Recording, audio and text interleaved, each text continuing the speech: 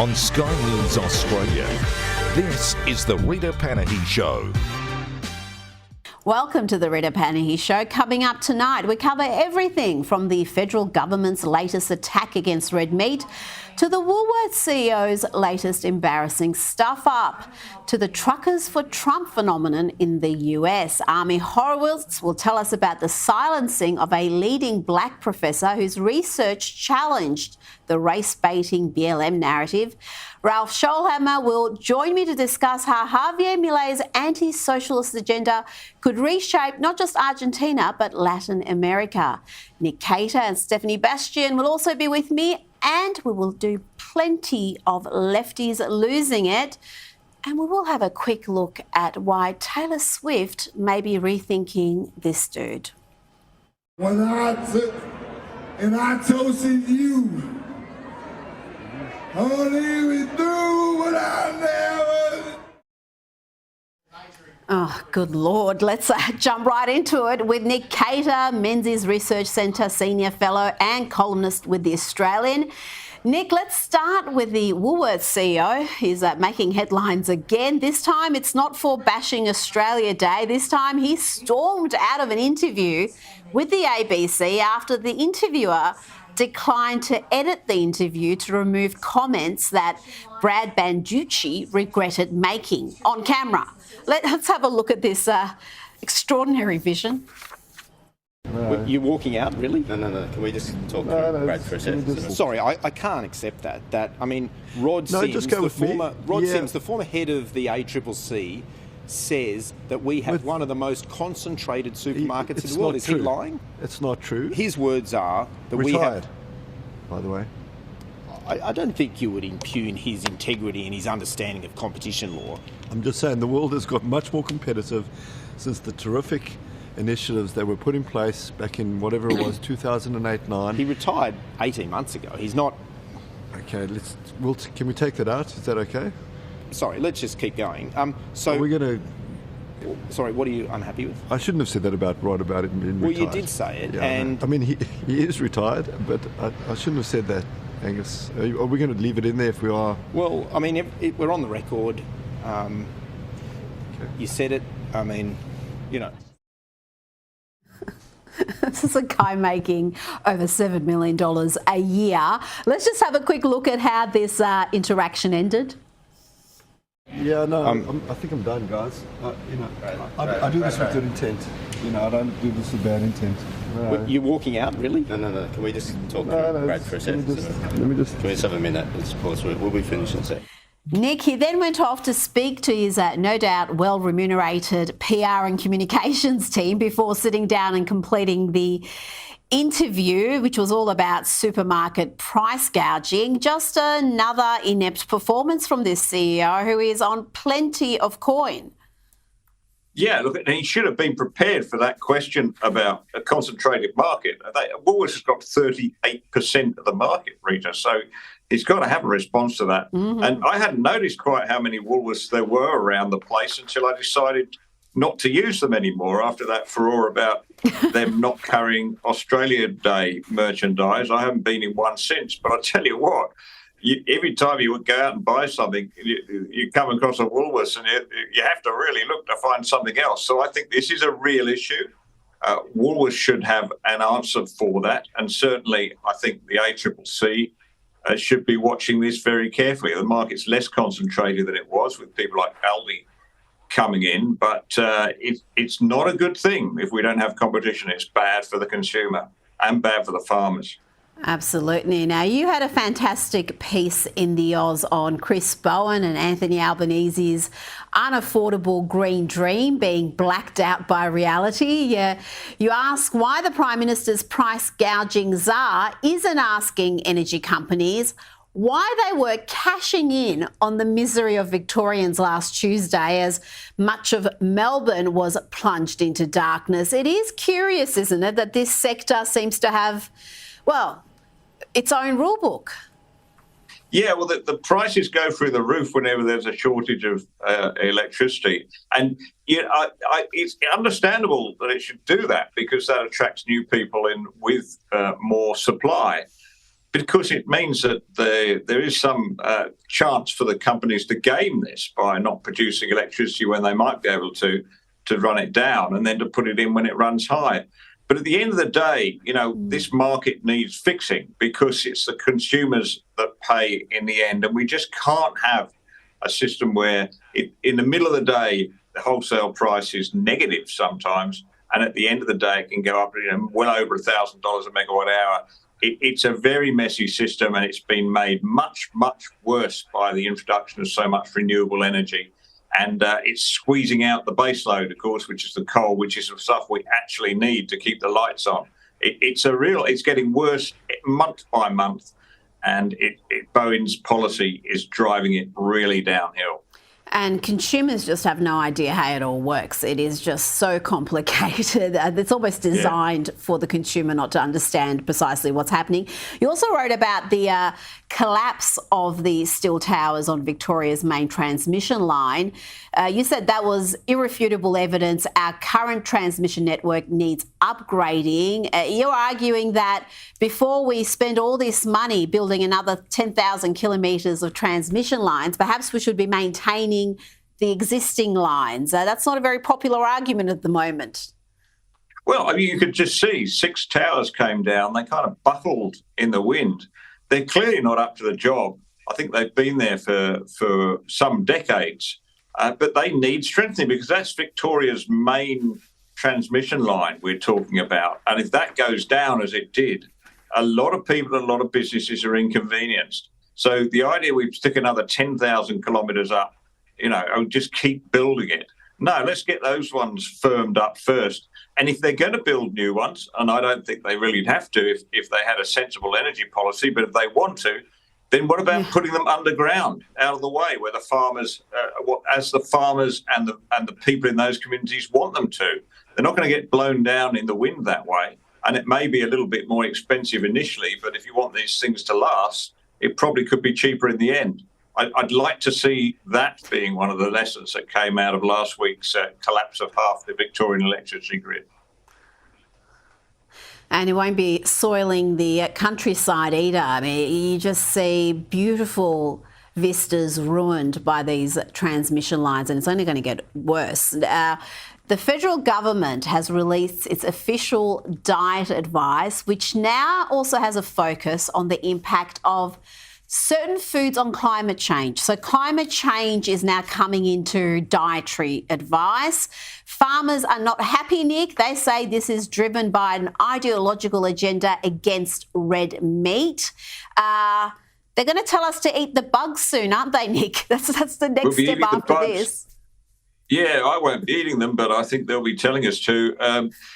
It's really quite crazy, isn't it? And it's a particularly perverse and wrong look at the way agriculture works. And the fact is that grazing animals put nutrients back into the soil as they go and keep the soil rich, and that the ground is biodiverse and everything. It works very nicely indeed. This idea that red meat is somehow bad for the climate is absolutely unscientific nonsense, and it's been put up by I don't know, some mad vegetarian activists, I would imagine. Rita, I'm told there are more ex-vegetarians in Australia than vegetarians. I think that's official.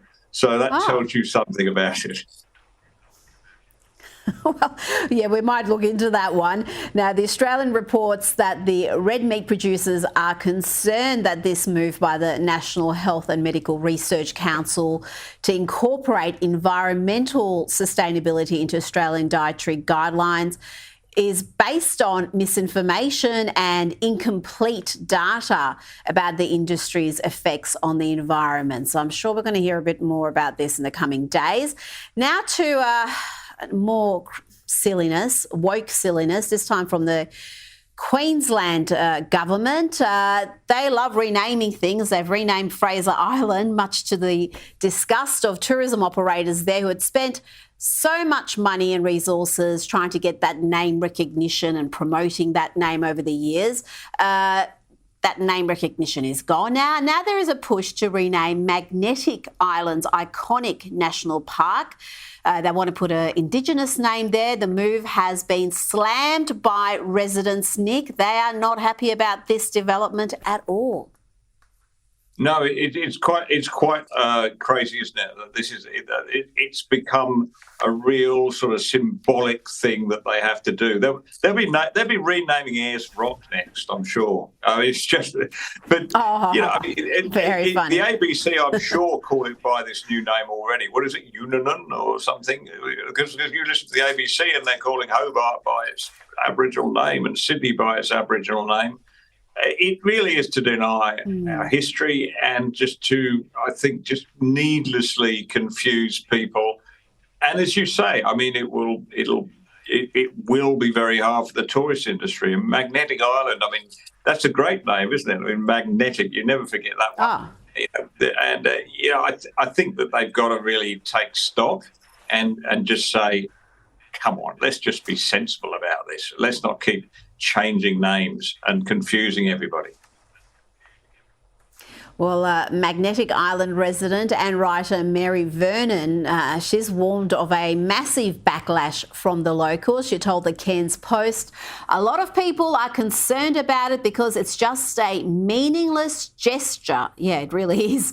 I think people are also worried about where it might lead and the possibility of renaming the entire island. And I think those fears are very, very sound indeed, because I'm sure that would be the next step. First a national park, then why not the whole island? That makes sense. Now, Nick, I know you do love your celebrity news. You can't get enough of it. So I thought you're the perfect person to discuss this with. Travis Kelce, we remember he embarrassed himself after his Super Bowl triumph with this much mocked performance. Y'all hear this?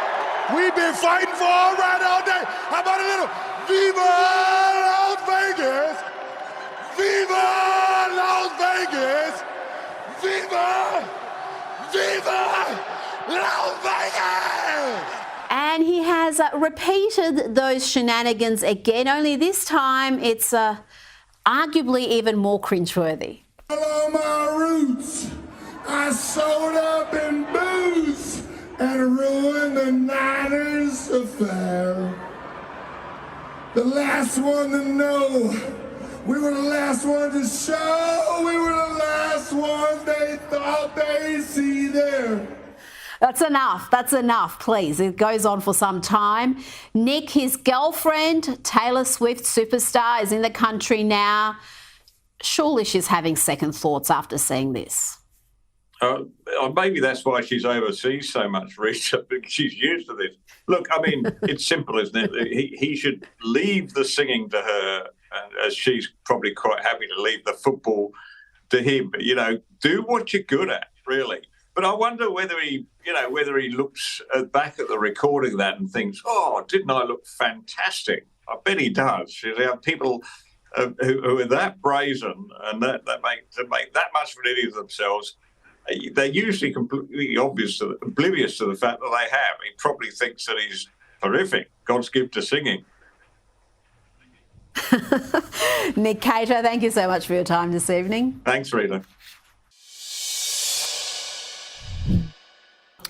Well, the war against women and language continues, and the latest promoter of this warped ideology is the Australian government. The Department of Health and Aged Care has produced this hot mess. It's a national cervical screening program. The key word there being cervical. Well, it refers to women and people with a cervix. Joining me now is research fellow at Women's Forum Australia, Stephanie Bastian. Stephanie, we should expect better than this from the Department of Health, surely. Absolutely, Rita. I think it's very clear that the Department of Health has been infected by activists. This is not a troll account on Twitter. This is the Department of Health promoting radical gender ideology. And it's harmful for a couple of reasons, or three reasons, in fact. The first is that it undermines women. The second is that it actually skews our medical data. And the third reason is that it creates an issue where people can be harmed from misdiagnosis. We already know that there are patients who have presented in hospital as one gender and treated according to that gender instead of their sex. People have been injured and some have even died.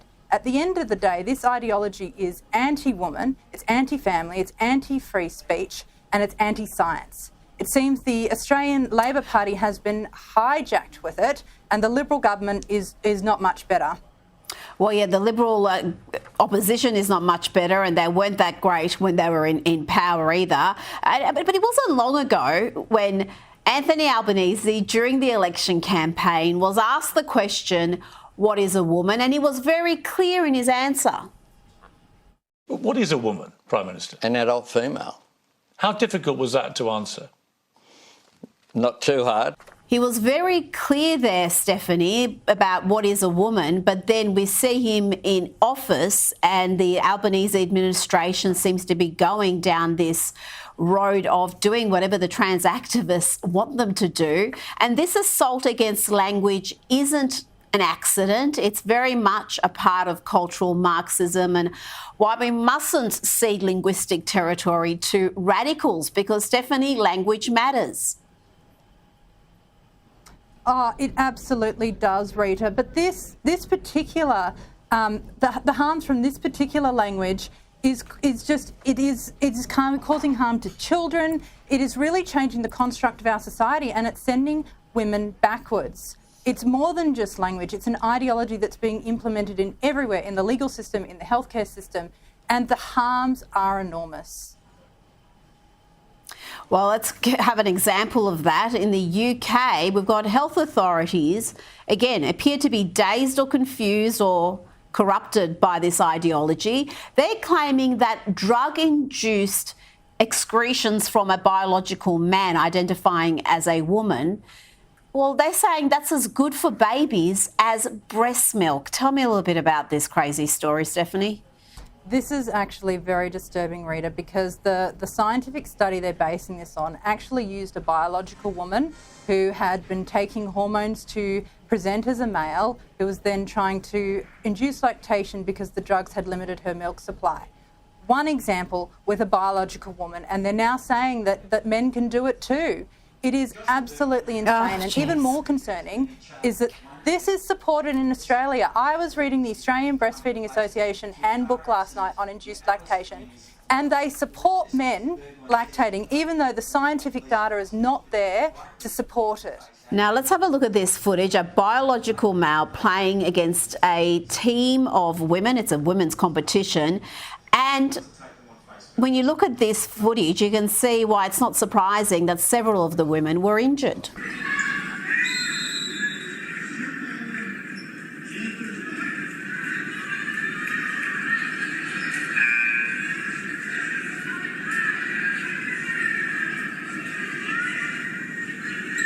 Stephanie, that game had to be cancelled midway through because there were 3 players injured. How many incidents do we need to have, whether it's amateur sport or even in professional ranks, before there is a hard and fast rule that if you're born male, you can play sport, but only with the men's competition? You cannot participate against women in women's only competitions.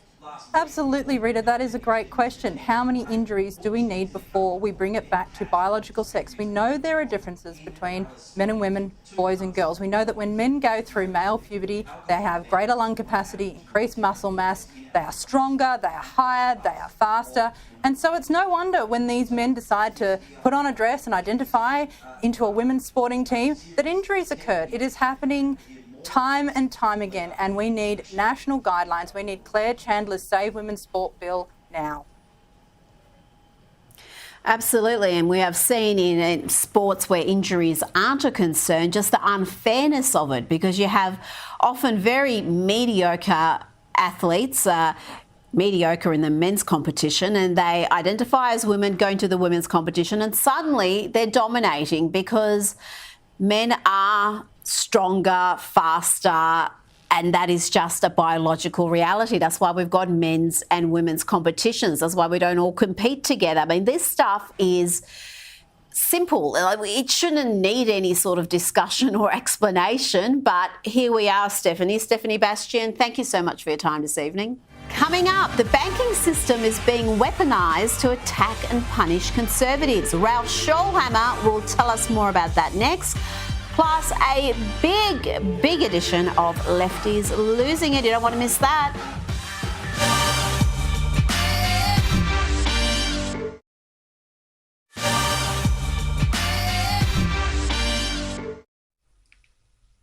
Welcome back. Now it's time for Lefties Losing It. Let's start, lefties, with this religious scholar who has declared that God is trans. God is trans. All y'all Christians out here losing your goddamn mind when it comes to trans rights, which is stupid, and you should be for the marginalized. But beyond that, your God is literally trans. In Genesis 1, it talks about let's make humanity in our image, the I form of they. The term spirit is a feminine word, importance for the whole, Holy Spirit. And in ancient Israel, there were 8 genders. 8. Christians, where do you get off being transphobic? Stop. You think Christianity is intolerant? I don't know, try a trip to the Middle East. Funny how these characters always rail against Christianity, never against Islam. Now let's have a look at how we went from equal rights and love is love to you must recognise 150 genders and have your city streets covered in rainbow flags. Love is love. We just want acceptance. We just want equality. Bake the cake or go to court. Say my pronouns or lose your job. Your kids will watch drag shows. It all went wrong around 2012 there. Now here is a clip from Australia. What's this one about? Real women drive their own trucks.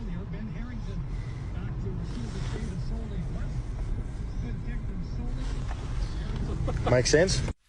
Hey, that's not on. How dare you? I'm going to be losing it if we keep showing footage like that. Let's check in with the Commander-in-Chief lefty losing it. How's President Biden going? Do whatever the hell they want.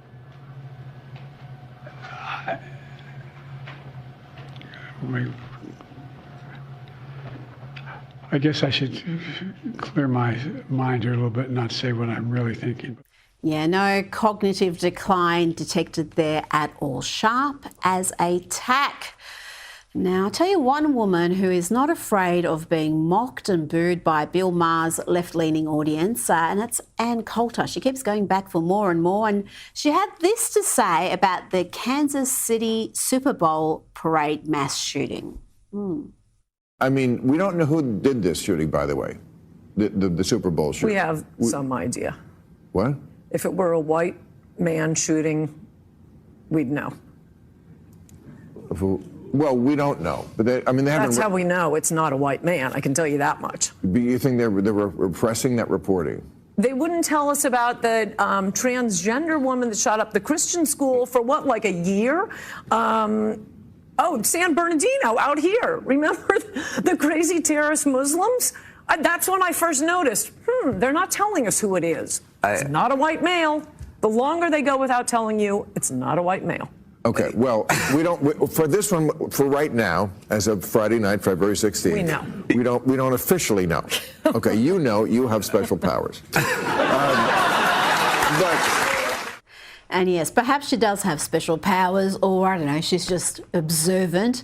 And anyone who's been paying attention knows this is often the case. Authorities have been reluctant to name the suspects or show their mugshots. TMZ has shown them, apparently because they're underage. And the media has largely played along with this, except they didn't take that point of view when it was Kyle Rittenhouse being underage, or Nick Sandman. Remember him? He had committed the heinous crime of smirking as some fool was banging a drum in his face. Now to a women's basketball game at Kipp Academy near Boston that had to be stopped mid-game after 3 players from one team were injured by a trans player from the opposing team. Just have a look at the carnage.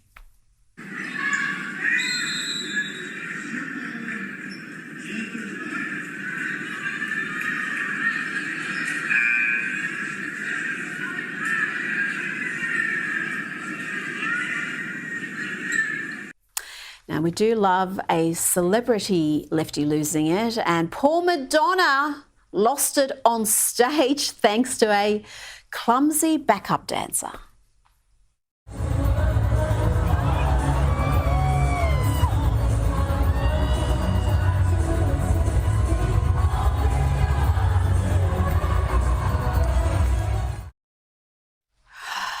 Remember when she was like a goddess? It's sad now. Let's end with this hot take from Xavier DeRusso from Prager University. White people were out there marching with Black Lives Matter just to have their homes and businesses destroyed that night by the same people they marched with. But what makes it even crazier is that if you spoke out about it, you were canceled faster than CNN Plus. And the rules for white people change every single day. If you see color, you're racist. If you don't see color, you're ignoring racism, which is somehow still racist. And then you're told to embrace other cultures, but don't participate or it's cultural appropriation. And it's sad because we have more in common than we don't. Black people love Bass Pro Shop and pumpkin spice lattes too. Maybe y'all need a civil rights movement next. We will discuss Argentina's Trump, Javier Milei's economic miracle work shortly. But first to the weaponising of the banking system to attack and punish conservatives and right-of-centre individuals. It's a sinister development. We saw it employed recently against Nigel Farage in the UK and against the Canadian truckers during their anti-lockdown protests. And now a German bank is reportedly refusing to process donations to a right-wing political party. Joining me now is Assistant Professor of International Relations at Webster Vienna University, Ralph Schoellhammer. Ralph, the banks said they don't engage in such transactions. Can you explain what's really going on here? Yeah, an individual wanted to make a donation to the AfD, the Alternative for Germany, which is, according to polls, the second strongest party in Germany at the moment. And the transaction was refused, and the individual got a letter from the bank saying our bank does not engage in such transactions. Now, a couple of weeks later, because the individual, very much to their credit, made this incident public, and then the bank said, oh, this was just a mistake by an overzealous member of our staff. But this is how these things always go, right? I mean, we saw it with the truckers. We saw this. We saw it, by the way, also with banning on Twitter before the era of Elon Musk. But even now with Elon Musk, these mistakes, right? These accidents by some overzealous staff members always happen into one direction, right? It's always anybody who's right of center who's at the risk of being banned either by the banking system now or from public discourse or from social media. So there is a sense that there are attempts to kind of tilt the playing field permanently in favor of left-of-center politics, which I believe on the long run is the true threat to democracy and not what we read in the mainstream media these days that is the supposed true threat to democracy. And sadly, the media is being a part of the problem, not the solution. You've had this one media outlet, right-leaning in Germany, that's highlighted this, and there's been a correction. But we saw with the truckers in Canada how the media were joining in the disinformation and painting these ordinary people as some sort of right-wing reactionaries and fascists and dangers to democracy and dangers to the health of others, when all they were doing were protesting the most draconian, really illogical lockdowns. And the reporting on those individuals was just so shameful at the time. And you're right, there's been no reckoning for that from the media side either. Now, let's talk about the man they call the Argentinian Trump. President Javier Milei has been in the job only a couple of months, but he's taking some bold action to fix what has gone from, well, Argentina's gone from being one of the wealthiest nations to an absolute economic basket case with inflation running at 250%. And now, incredibly, Ralph, there are reports that he has just overseen the nation's first monthly budget surplus in over a decade. And I think I've got an idea how he did it. Do you remember this? Ministerio de Cultura, afuera. Ministerio de Ambiente y Desarrollo Sostenible, afuera. Ministerio de las Mujeres y Género y Diversidad, afuera. Ministerio de Obras Públicas, afuera, aunque te resistas. Ministerio de Ciencia y Tecnología e Innovación, afuera. Ministerio de Trabajo, Empleo y Seguridad Social, afuera. Ralph, how do you judge Javier Milei's performance thus far? I know it's very early days. No, but you have to kind of admit there's a certain delicious irony that about 40 years after the Argentinians lost the Falkland Wars against Margaret Thatcher's Britain, they basically got now their own Margaret Thatcher. I mean, they do share a certain hairstyle together, so that's probably one of the many things that they share in common. No, I think he means it. I mean, this was always, we have one big disappointment in Europe, I believe, that's Giorgia Meloni, where the expectations were high, and then we have Javier Milei in Argentina, and he seems to mean it. And he combines something that I find particularly intriguing. He goes directly to the people. That is a very shrewd strategy. And we see even the demonstrations against him, like by public unions, like there are demonstrations, but they are very careful. So his approval ratings, his popularity with the people is still very high. If he can keep that up, right? If he can continue to communicate to the people that these reforms are going to be hard, but ultimately they're going to pay off, he might really be successful. So if he combines the revolutionary and the reformer, kind of the revolutionary that got into power that now transforms into the reformer, I mean, that would be great. A strong Argentina, an Argentina that so openly said they want to be on the side of the West, they want to be pro-Western, they want to be with us versus China, versus Russia. I think that would be a wonderful, wonderful thing. So I really hope that he can keep it up and that he will be successful in the end. The first signs seem to indicate that he will be. Inflation is still a problem, but these things take some time. I mean, this is going to be a painful medicine that he has to administer, but I hope that ultimately it's going to pay off. Well, can he cure Argentina from the decades of destructive socialism, Peronism, if you prefer?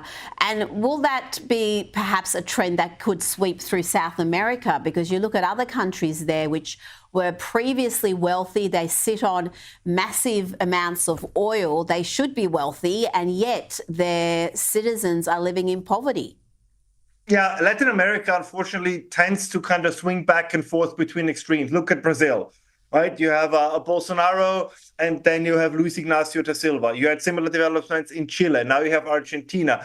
It's one of the very interesting characteristics of Latin America that they don't really have the kind of political continuity. So that's the thing. Is this going to be a fad, like Bolsonaro in Brazil? Is Milei going to have one term and then they're going to vote him out of office? Or can he make the case convincingly that it's either this new path of reform or it's decline and potentially a Venezuelan scenario?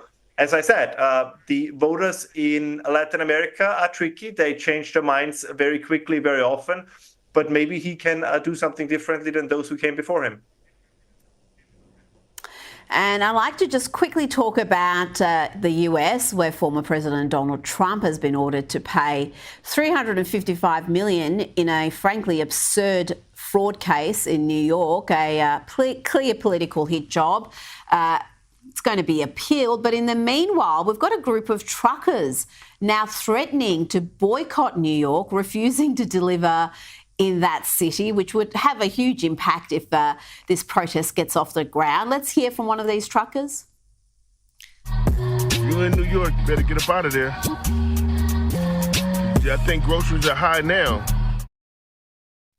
Ralph, we're seeing truckers and farmers becoming a political force, a powerful political force. Yeah, and once again, those in power and the media don't get it. Right? They don't understand that the more you try to prevent, whether it's right-wing parties in Europe or Donald Trump in the United States, the more you try to prevent them from participating in elections, the more popular they get, because they see it. And I think they're right in that assessment. They don't see this as an attack on Donald Trump. They see it as an attack on them. They feel that there is this guy, as funny and idiosyncratic as he is, but he speaks for us. So if they try to gag him, basically they try to gag us. And this is exactly what we see in Germany. This is exactly what we see in other parts of the West as well, where they say it's not about the politicians. It's about the sense that those for whom they speak, for those for whom they stand, that if you try to silence them, you create the impression that you try to silence the people, and that impression is correct. Just one last example for this. You see that in the Netherlands as well. as we predicted on this channel, right, when I was talking with you after Geert Wilders' election success, we had this conversation and they tried everything to prevent Geert Wilders from becoming Prime Minister of the Netherlands. It looks like they will succeed. But the result is going to be that people say, we vote for somebody, and yet again, these people are not getting into power. So they will get angrier. And at the next election, of course, more people will vote for them. I mean, I wish Donald Trump all the best. I think given what's going on for the American democracy, actually him winning the election would be a good thing, because you need to show that either you play by democratic rules, and if you try to subvert those rules, then you need to be punished. And I think electing Donald Trump would be the correct punishment for everything from Hunter Biden's laptop to what's going on now with these frivolous court cases. I think that would be the right sign by the people to those who are in power.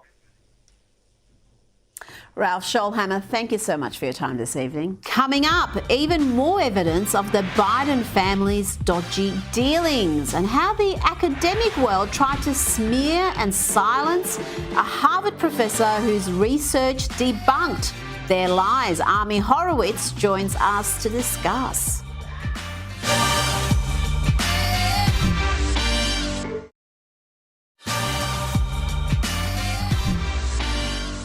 Welcome back. We're about to delve into some absolutely shameful antics from academics who tried to discredit and silence a leading black professor because he challenged their race-baiting narrative. But first, we have further evidence of the Biden family's dodgy business dealings and pay-for-access business model. The House Oversight Committee has released powerful witness testimony of Biden's foreign influence peddling scheme, with Hunter Biden's former business partner, Tony Bobulinski, testifying. I want to be crystal clear from my direct personal experience and what I've subsequently come to learn. It is clear to me that Joe Biden was the brand being sold by the Biden family. Joining me to discuss this and much more is filmmaker Army Horowitz. Army, is there any doubt now that Joe Biden wasn't just involved in Hunter Biden's business dealings, he was the brand that was being sold to foreign actors seeking to gain influence in the US? Oh, you mean that mogul Hunter Biden wasn't the selling point for these businesses across the world? No, I don't know. How could you conclude that? As compared to Hunter Biden versus the Vice President Joe Biden, who would be the selling point? Who would be the brand there?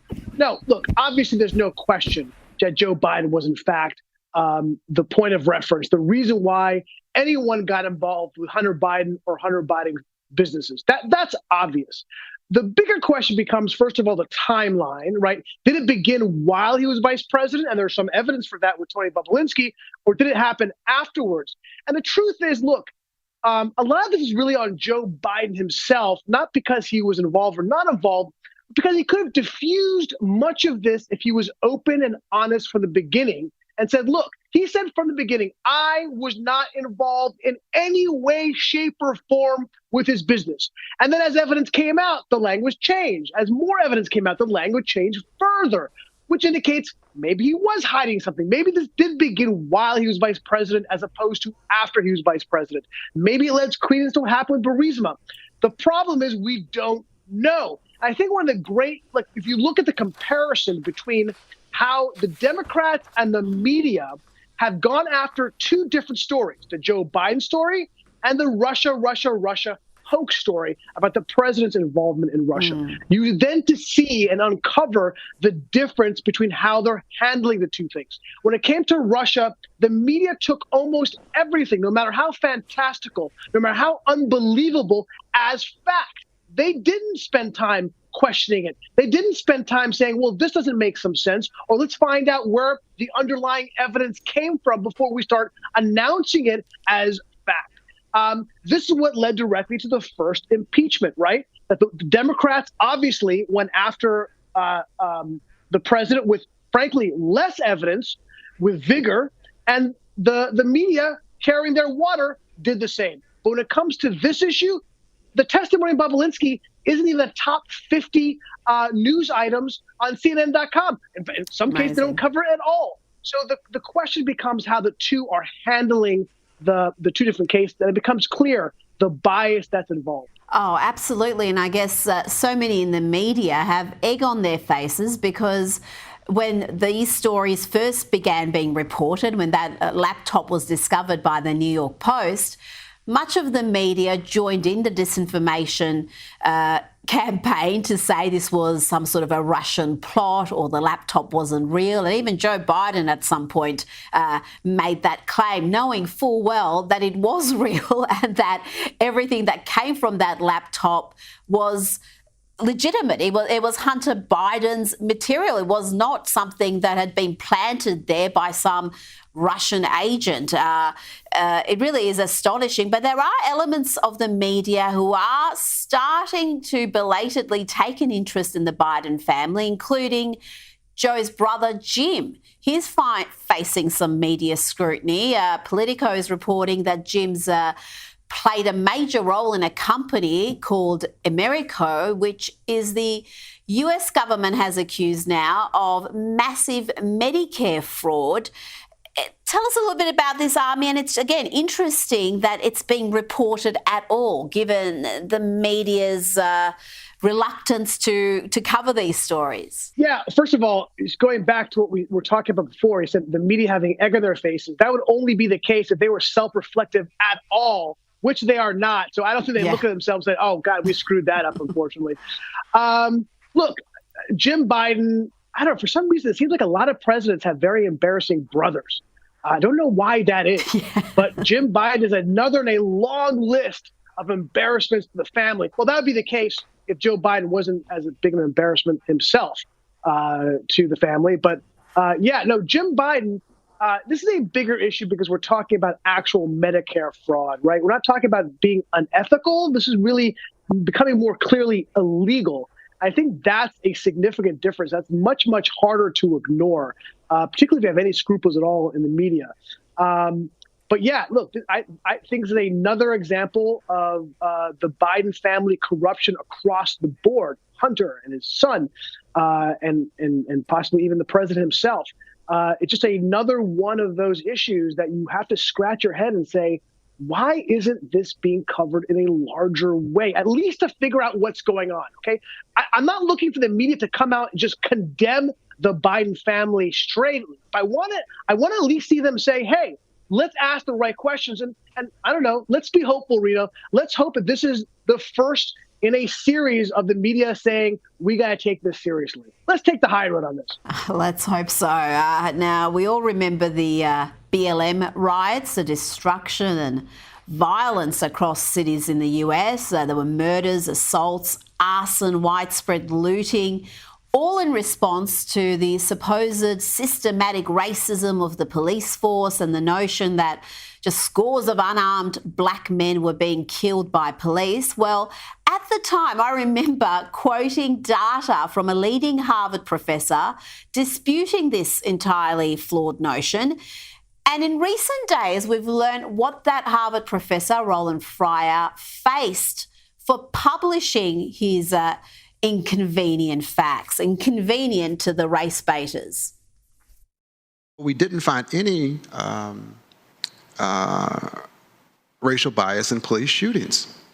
Now, that was really surprising to me because I expected to see it.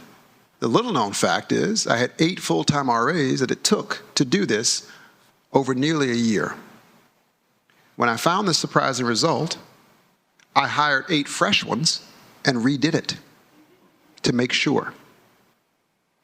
They came up with the same exact answer, and I thought it was robust. And then I went to go give it, and my God, all hell broke loose. And Nami, let's hear from Professor Fryer just how quickly he faced opposition to his findings. And you can tell me what happened to him next, but let's hear from him.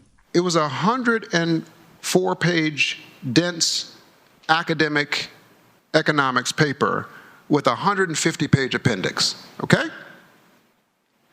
It was posted for 4 minutes when I got my first email. This is full of shit. Doesn't make any sense. And I wrote back, how'd you read it that fast? That's amazing. You are a genius.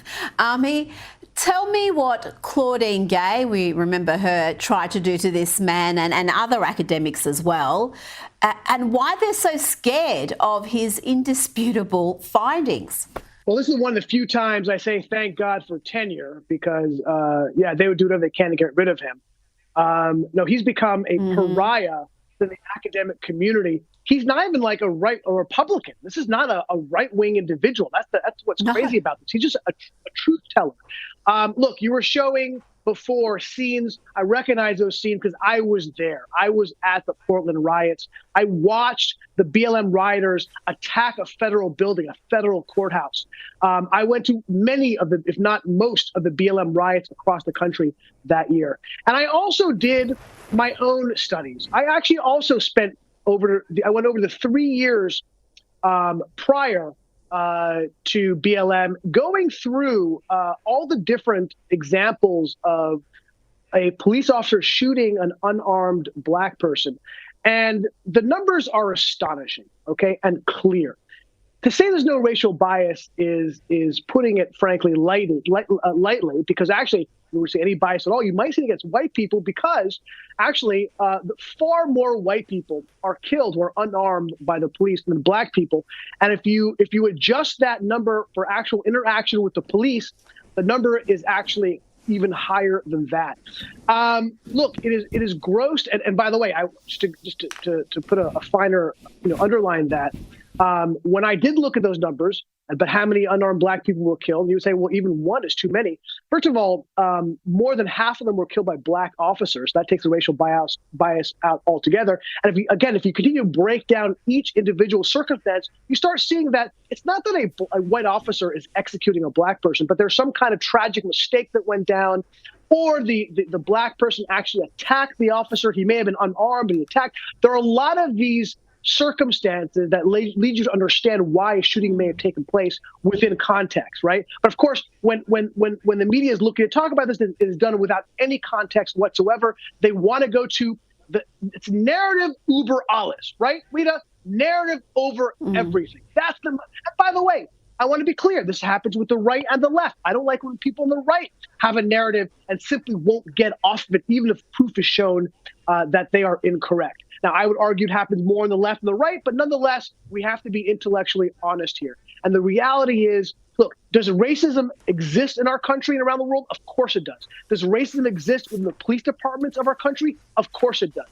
Has it come to a point where we're saying we have there is a full tragedy going on across our country, an epidemic? Absolutely not. There is no, as I looked at myself, as the professor said, there's no evidence whatsoever. In fact, the evidence may even show the opposite. Ami Horowitz, thank you so much for your time this evening, and thank you for joining me. That's it for me tonight. I'll see you tomorrow at 11. Up next is Newsnight. Good night.